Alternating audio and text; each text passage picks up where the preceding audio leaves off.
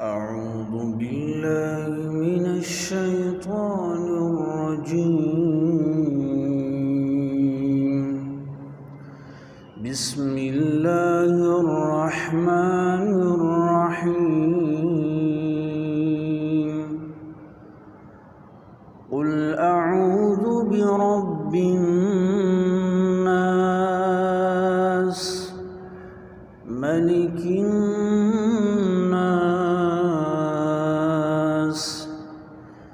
إله الناس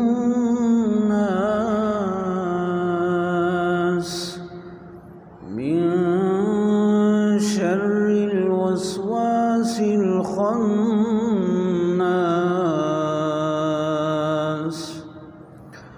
الذي يوسوس في صدور الناس